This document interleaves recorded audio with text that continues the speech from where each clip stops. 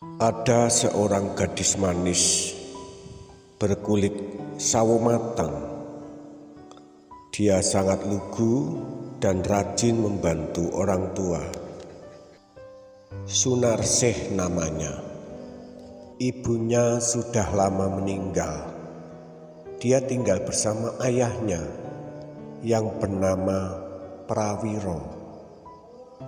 Prawiro bekerja sebagai seorang pedagang kecil di pasar, dan dia menjual dagangannya dari hasil perkebunannya sendiri. Pada suatu malam, ketika Pak Prawiro sedang tidur, dia bermimpi. Dia didatangi oleh raksasa yang sangat besar. Raksasa itu sangat mengerikan, bertaring dan berkulit hijau. Dalam mimpinya, raksasa itu berkata kepada Bapak Prawiro, "Hei Prawiro, desamu dalam genggamanku suatu ketika akan aku hancurkan. Tidak ada yang bisa menyelamatkan desamu kecuali kamu." "Dengan cara apa aku bisa menyelamatkan desaku?" "Dengan cara serahkan putrimu kepadaku sebagai tumbal. Kalau tidak, dalam waktu 1 bulan ini, aku akan hancurkan desamu dan aku ratakan desamu dengan tanah." "Lantas di mana aku harus menyerahkan putriku?" "Pergilah ke balik bukit itu, dan di situ ada sebuah gua. Hantarkan putrimu ke situ.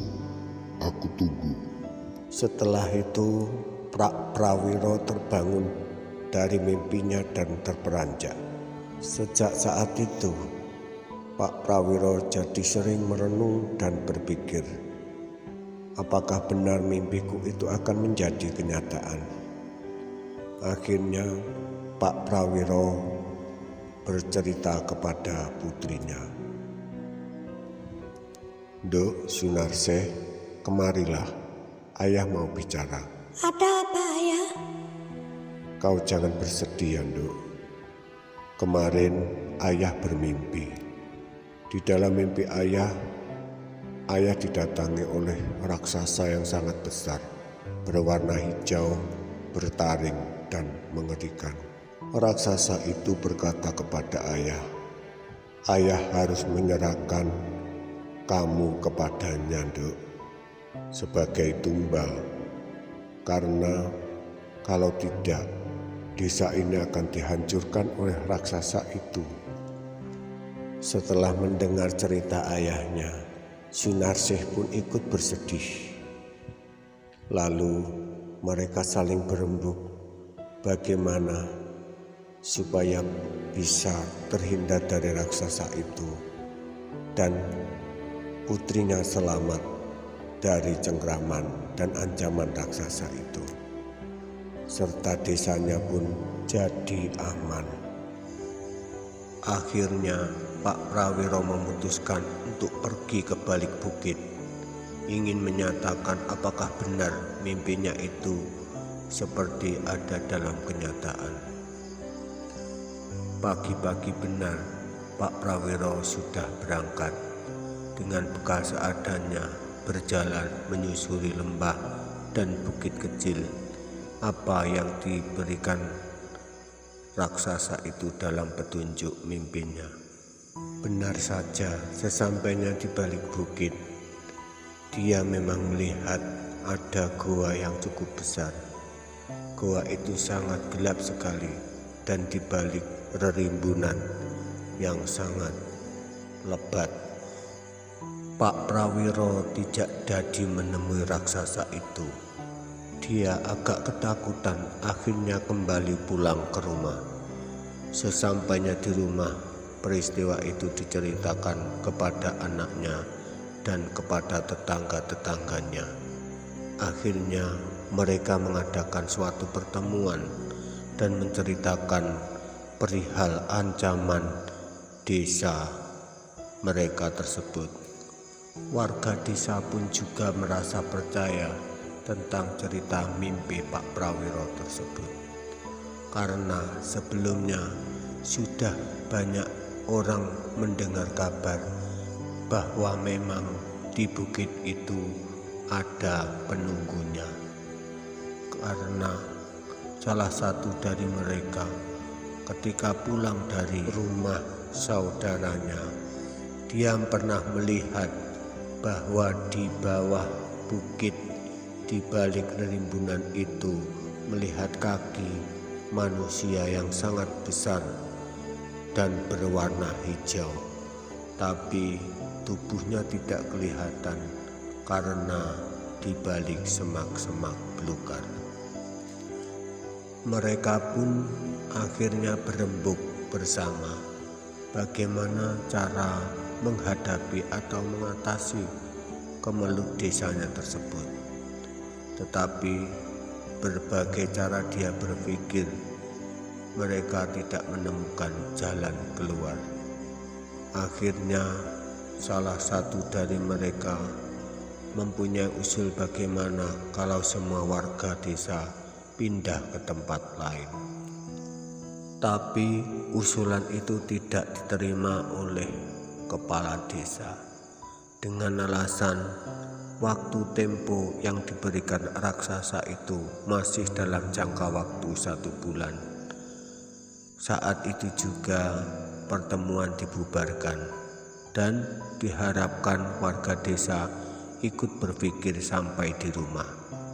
Selang beberapa hari nanti warga desa akan dikumpulkan lagi, barang siapa ada yang menemukan jalan keluar untuk menghadapi raksasa tersebut. Dalam jarak waktu 1 minggu, akhirnya warga desa pun dikumpulkan kembali. Oleh kepala desa pun ditanya kembali siapa yang sudah mendapatkan ide untuk menghadapi raksasa tersebut. Tetapi semua warga desa menggeleng. Semua akhirnya putus asa. Di dalam keputusasaan itu, mereka merenung kembali dan pulang ke rumah masing-masing. Sesampai di rumah pun, Pak Prawiro juga ikut merenung dan berpikir. Di dalam keputusasaan, Pak Prawiro kelelahan dalam berpikir. Akhirnya Pak Prawiro ketiduran. Di dalam tidurnya, Pak Prawiro bermimpi kembali. Tapi mimpi kali ini lain. Pak Prawiro didatangi oleh sosok orang tua yang memakai jubah putih, berjenggot putih dan memakai sorban. Orang tua itu berkata kepada Pak Prawiro, "Hei Prawiro, janganlah engkau bersedih berlarut-larut. siapakah gerangan Simbah? Saya adalah kakek buyutmu. Aku datang kemari karena mendengar kabar bahwa desa kamu dan dirimu mendapat kemelut dari teror raksasa jahat tersebut." Iya benar, Kek. Apa yang harus aku lakukan, Kek? Pergilah ke belakang rumah. Di samping sumur sebelah kiri, hitung sampai 7 langkah.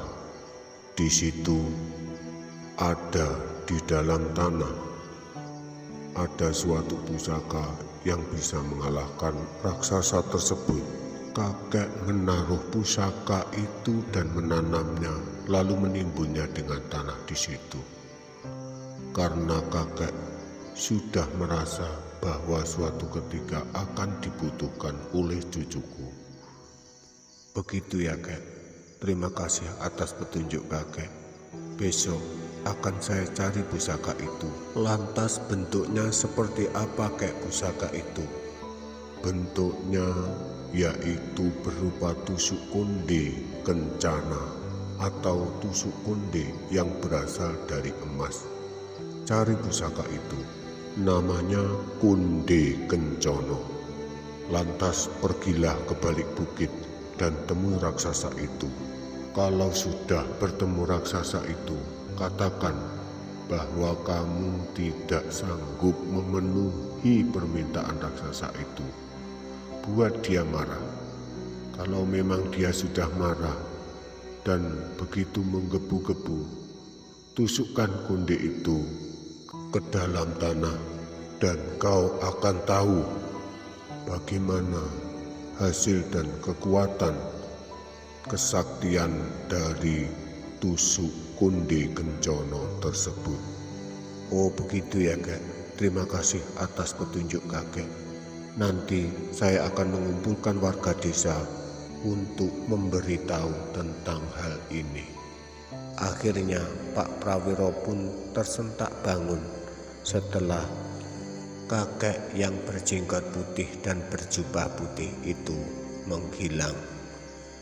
Benar saja esok harinya Pak Prawiro berkumpul kembali dengan warga desa, dan warga desa pun akhirnya diberitahu, "Bapak-bapak, jangan khawatir, karena saya bermimpi bertemu dengan raksasa itu. Saya sudah mendapat jalan keluar untuk menghadapi raksasa itu. Besok bapak-bapak ikut dengan saya untuk menemui di balik bukit sosok raksasa hijau itu." Benar saja, singkat cerita, warga desa keesokan harinya sudah berkumpul ikut dengan Pak Prawiro menemui raksasa itu. Mereka berjalan dengan mengendap-endap. Di dalam hatinya ada rasa ketakutan. Pak Prawiro sebagai garda depan memimpin mereka. Sesampainya di balik bukit, Pak Prawiro berteriak, "Hai raksasa hijau, keluarlah, aku sudah siap menghadapimu." Tiba-tiba bumi yang dia pijak bergetar seperti ada gempa. Keluarlah raksasa hijau besar berambut merah bertaring yang sangat mengerikan dari dalam gua. Akhirnya kau datang juga. Benarkah kau mau memenuhi permintaanku? Hai raksasa, aku tidak sanggup memenuhi permintaanmu. Bagaimana kalau aku tantang untuk adu kesaktian denganku? Kalau kau kalah, kau harus tunduk kepada kami. Tapi kalau aku yang kalah, aku akan serahkan putriku padamu.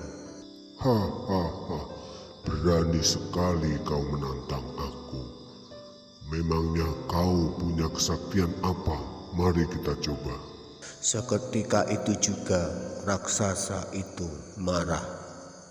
Dia mengobrak-abrik semak-semak belukar dan menghantam gunung yang di sebelahnya. Terasa bumi seperti bergetar ada gempa. Lalu Pak Prawiro dengan sigap mengambil tusuk konde kencono dan menancapkan ke dalam tanah. Setelah itu timbul cahaya yang sangat terang benderang berwarna biru. Cahaya itu meliuk-liuk mengintari raksasa hijau itu. Dengan seketika cahaya itu mengikat tangan, kaki sampai leher raksasa besar itu. Akhirnya raksasa itu berteriak-teriak kesakitan dan tumbang ke atas bumi.